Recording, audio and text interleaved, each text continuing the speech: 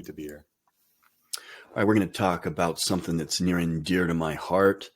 I own health clubs, and if you want to follow me on Vitality and Wellness, you can learn more about that. There's a lot in the Bible written about how to eat, what to eat, and a lot of it has to do with regulations and so on, and examples of how like Daniel ate at certain times and so on. But let's just talk about the importance. I mean, it's not everything. I mean, we're spiritual beings, and that's what's most important. But don't you think keeping your body healthy has something to do with that? Yeah, I'm looking at 1 Timothy 4:8. This particular one is New King James. For bodily exercise profits a little, but godliness is profitable for all things, having the promise of life that is now and that which is to come.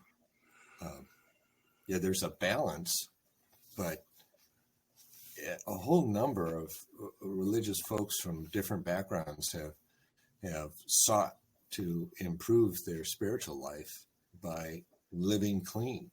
And it certainly makes sense, from John the Baptist, who ate a locust. Today we might end up, in the near future, we may end up eating like John the Baptist. But it's important what we eat, and important that we have a balanced diet so that we think clearly and function clearly.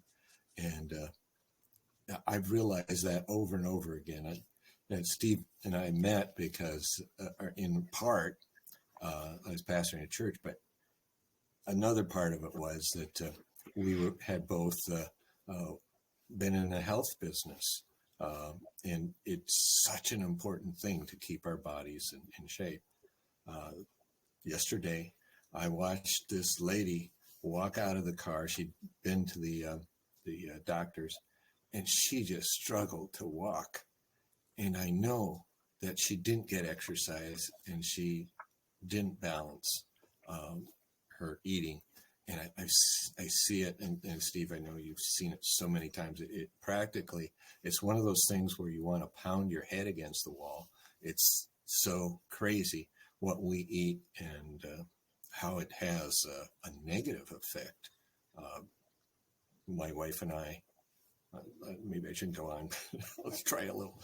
My wife and I had Lyme disease, and it still affects our bodies, and we're allergic to almost all foods. And so I watch people eating, and it's just sugar after sugar, and it's the same thing again and again. And it's like feeding yourself sawdust in a way. It's not what your body needs. You think you need it because it's sweet, and you fooled yourself. And we want to fool ourselves so often, and it's crazy. And maybe I'll stop there. I got another story, but I'll let you speak up about sugar, Steve. Yeah, sugar. Well, I think, it's interesting. But first of all, you're a funny guy with the whole bug thing, locust, because you're making reference to celebrities trying to convince us that bugs are what we should eat. Right. Yeah, I'm not going to buy that. They can eat bugs if they want, but I think I'll choose other foods. But exercise, training your body, it says in 1 Timothy 4:8, is a benefit. It has some benefit.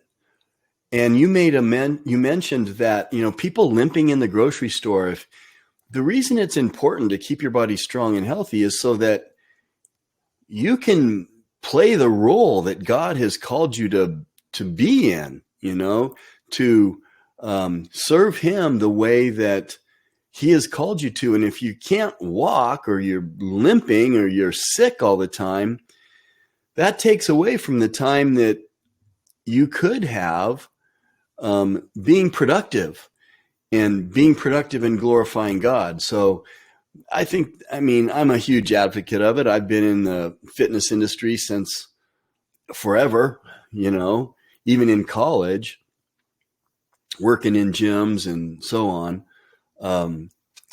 But it does make a difference in the way you eat. And, I saw this picture of about 10 women in the 60s. They were probably all around the age 30 or so. And they all were thin, fit, and looked healthy. If you took a picture now of 10 women, maybe 2 or 3, if you're lucky, are going to be thin and fit. Maybe. And you talked about sugar. It's not just the sugar. It's in the sugar. Because I ate sugar.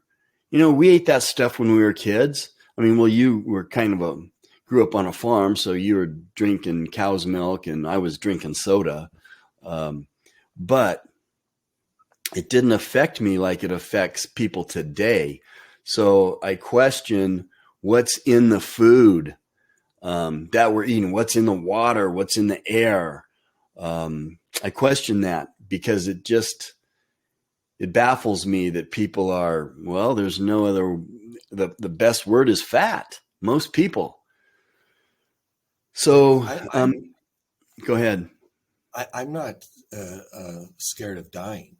I'm scared of being unproductive in my life.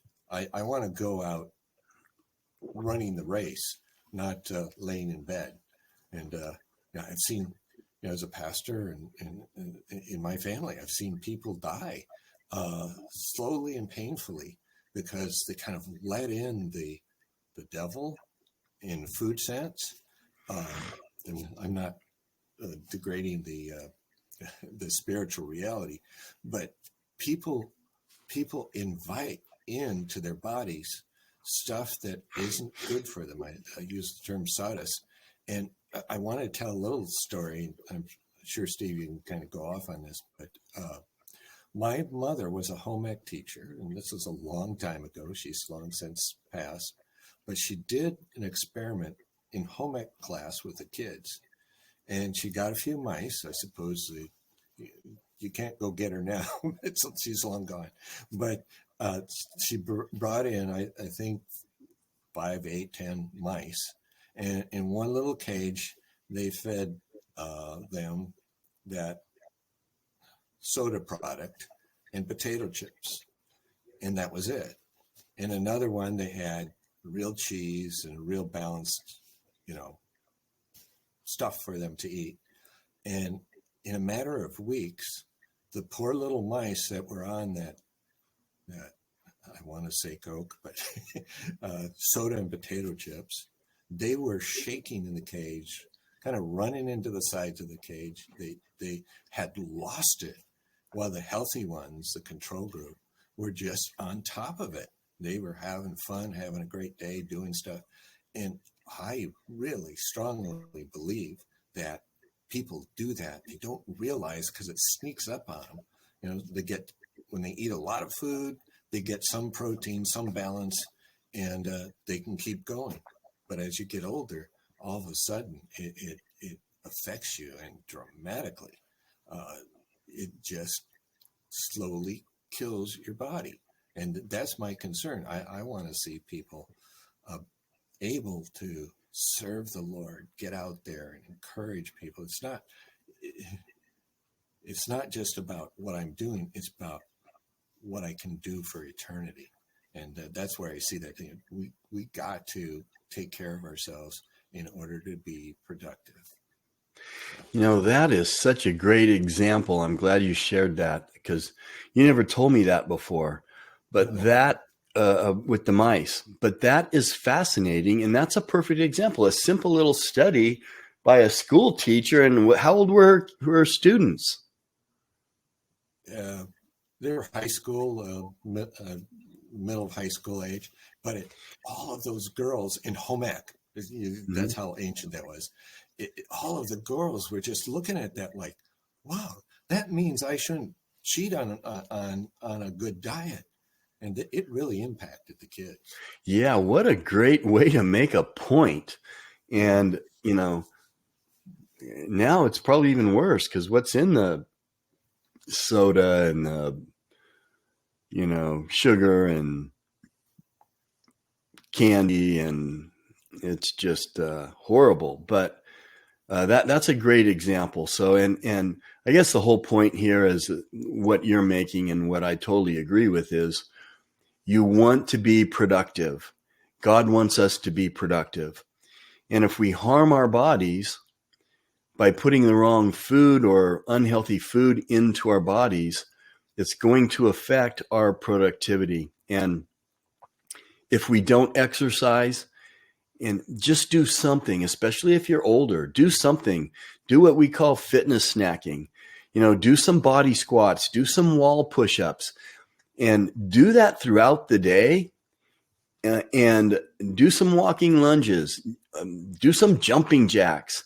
And if you do that every day throughout the day, by the time you get older, just by taking the 5-10 minutes throughout the day to stop and do something for 15 seconds, that will make a difference to move your body. A lot of people have physical jobs, and that makes a difference too, because they're moving their bodies and their muscles and all that. So, but a lot of people these days are not. We're sedentary.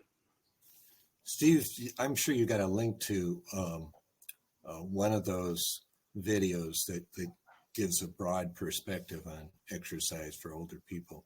You should probably, can you do that? Can you put that down below? Yeah. What I'll do is I'll put Vitality and Wellness, a link to the YouTube Vitality and Wellness, and you can go look at that channel and pick whatever you want. We do interviews with doctors and nutritionists and personal trainers, and it's all about health, especially as we get older. So yeah, I can put a link to that I think that'd be good for channel in there. Yeah, good idea. All right. Well, thanks for your input, Pastor, and we will talk to you next time. Blessings to you all.